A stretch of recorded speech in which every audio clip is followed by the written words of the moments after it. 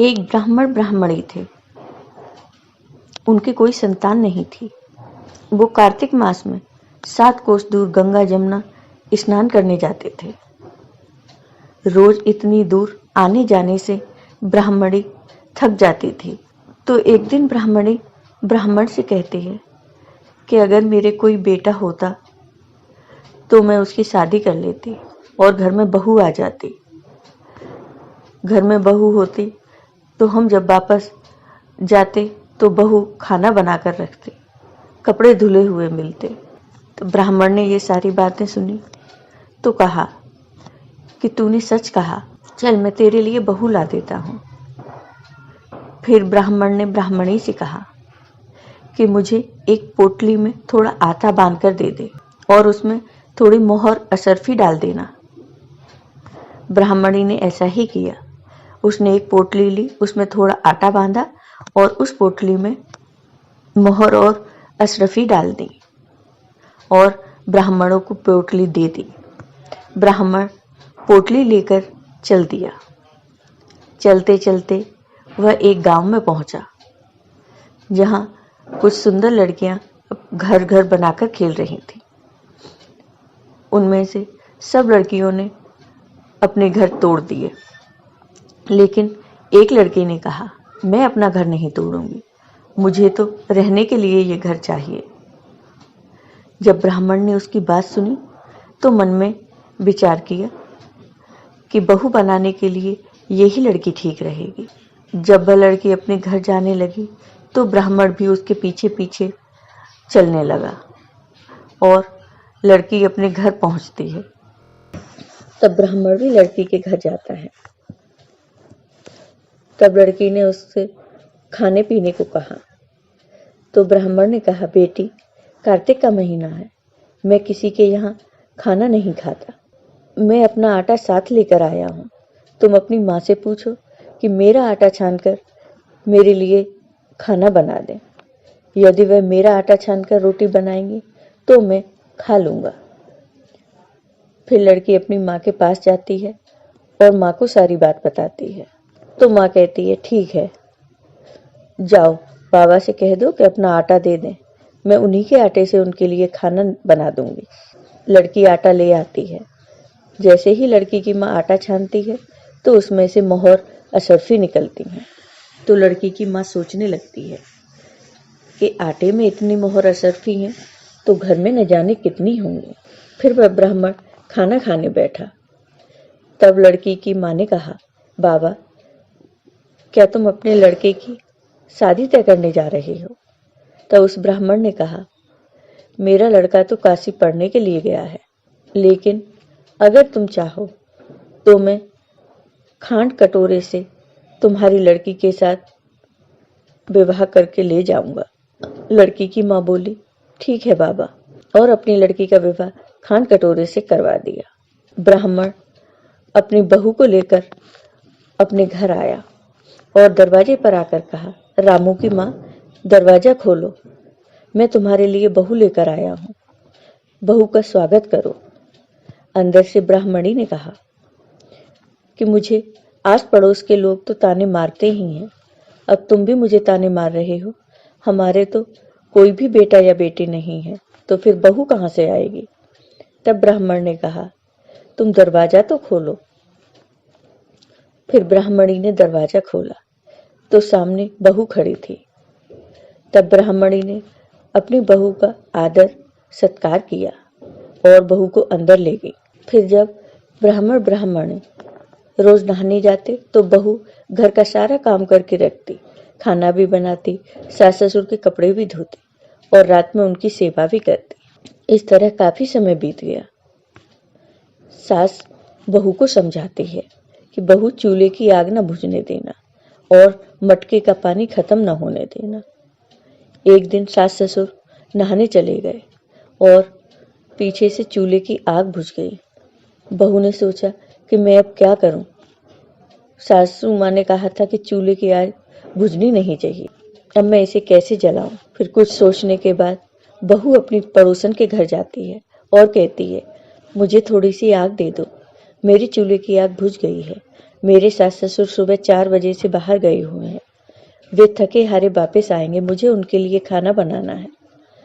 तब पड़ोसन बहू से कहती है, अरे तू तो पगली है, तुझे तो ये दोनों मिलकर पागल बना रहे हैं। इनका तो ना कोई बेटा है और ना ही कोई बेटी है। तब बहू ने कहा, नहीं आप ऐसे मत बोलो, क्योंकि इनका बेटा तो काशी पढ़ने गया है। तब पड़ोसन ने कहा, अरे तुझे ये झूठ बोलकर लाए हैं, इनका कोई बेटा नहीं है। तब बहू पड़ोसन की बातें मान लेती है और कहती है कि तो अब आप ही बताओ मैं क्या करूं।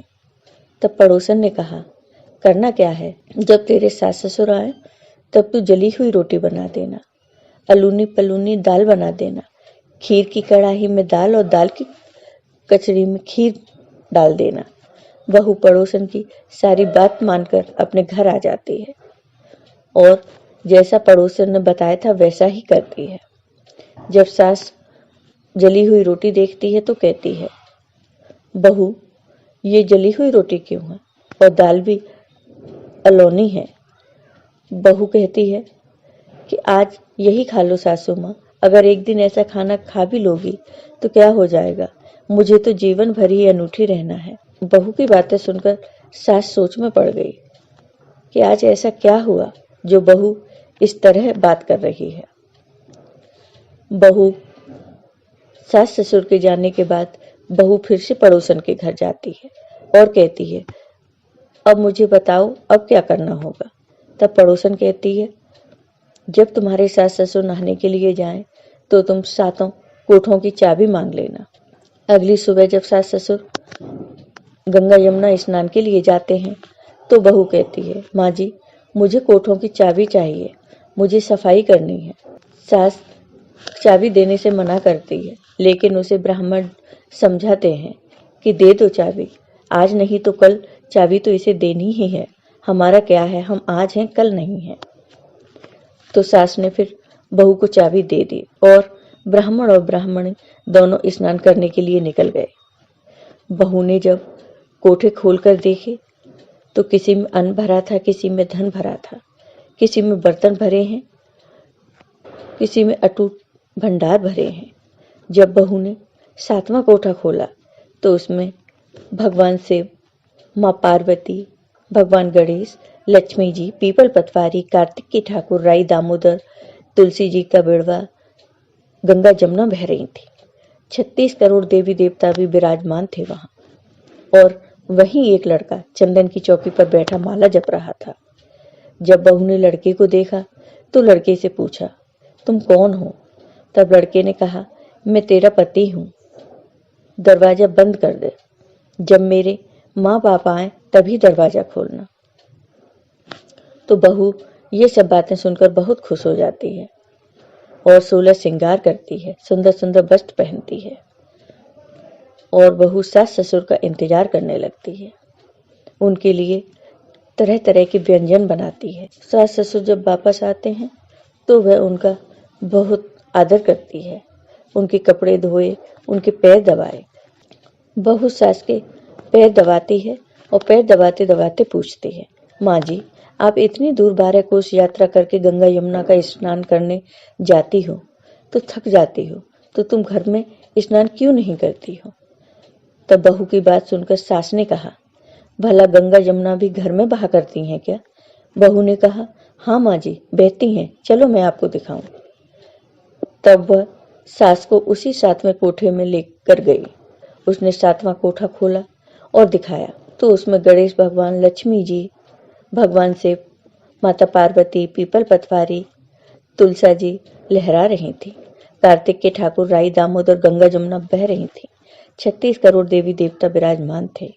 वहीं तिलक लगाए चंदन की चौकी पर एक लड़का माला जप रहा था।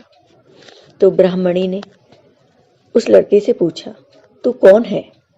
तब लड़के ने कहा, माँ मैं तेरा बेटा हूँ। तो बुढ़िया ने कहा, तू कहाँ से आया? लड़के ने कहा, मुझे कार्तिक देवता ने भेजा है। तब बुढ़िया ने कहा, बेटा ये दुनिया वाले कैसे जानेंगे, कैसे मानेंगे कि तू मेरा बेटा है? मेरा देवरानी जेठानी मेरा मजाक उड़ाएंगी, आस पड़ोस के लोग कैसे कहेंगे कि तू मेरा बेटा है? बुढ़िया ने विद्वान पंडितों से सलाह ली तो पंडितों ने बताया कि इस बार अपने बहू बेटे के साथ खड़े कर देना और उस बार तुम खड़ी हो जाना, लेकिन तुम चमड़े की ब्लाउज पहनना। अगर छाती से दूध की धार निकले तो तेरे बेटे की दाढ़ी मूछें भीग जाएंगी, तो सभी लोगों को विश्वास हो जाएगा कि ये तेरा ही बेटा है। बुढ़िया ने ऐसा ही किया। उसने चमड़े का ब्लाउज पहना और उस पार खड़ी हो गई और इस तरफ अपने बेटे बहू को खड़ा कर लिया। बुढ़िया की छाती से दूध की धार निकली, बेटे की दाढ़ी मूछ भीग गई। पवन पानी से बहू बेटे का गठजोड़ बन गया। ब्राह्मण ब्राह्मणी की खुशी का ठिकाना न रहा। वे बहुत खुश हुए और दुनिया वालों ने भी मान लिया कि ये इसी बुढ़िया का बेटा है। तो हे कार्तिक महाराज, जैसे आपने उस बुढ़िया को बहू बेटे दिए, उस बुढ़िया पर अपनी कृपा की, वैसे ही अपने सभी भक्तों पर अपनी कृपा बनाए रखना। आपको ये